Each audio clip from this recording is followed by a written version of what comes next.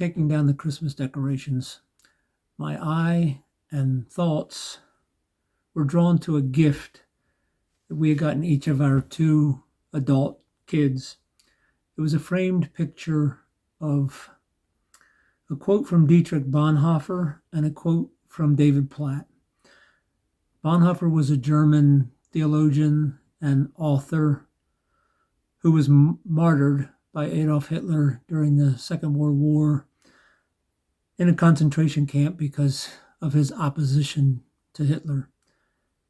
And David Platt is a pastor and also an author who wrote, among other books, the book called Radical. Bonhoeffer, in his book called The Cost of Discipleship, which was written in 1937, was lamenting about how the church had drifted toward what he called cheap grace, which he characterized as grace without discipleship, grace without the cross, grace without Jesus Christ living and incarnate. And then he described true grace, what he called costly grace.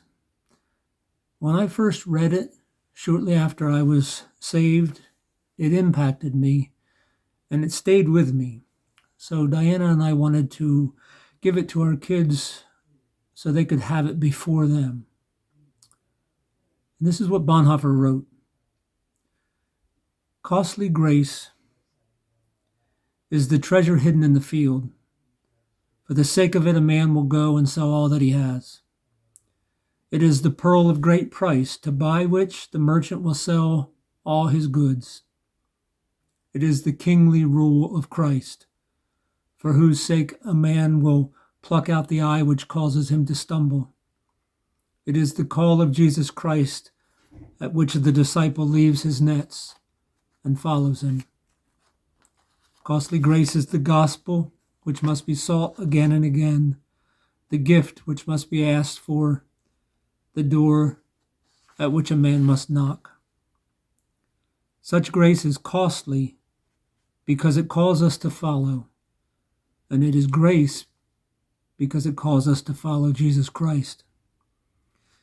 It is costly because it cost a man his life, and it is grace because it gives a man the only true life. It is costly because it condemns sin, and it is grace because it justifies the sinner. Above all, it is costly because it cost God the life of his Son. Ye were bought at a price, and what has cost God much cannot be cheap to us. And above all, it is grace because God did not reckon his Son too dear a price to pay for our life, but delivered him up for us. Costly grace is the incarnation of God.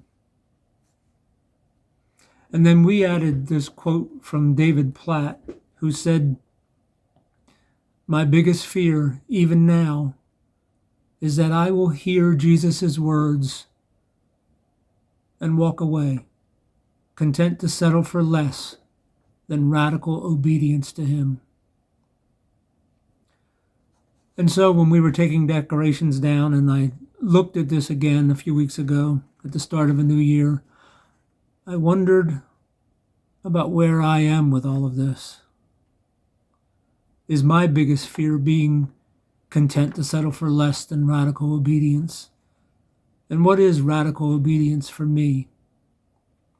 Can I, like Peter, say, "We have left all we had to follow you"? For me, they felt like good questions to ask myself to start off a new year. So I encourage you, examine your heart to see if this costly grace has the place in your heart that it deserves. It deserves the best of us. Love you guys.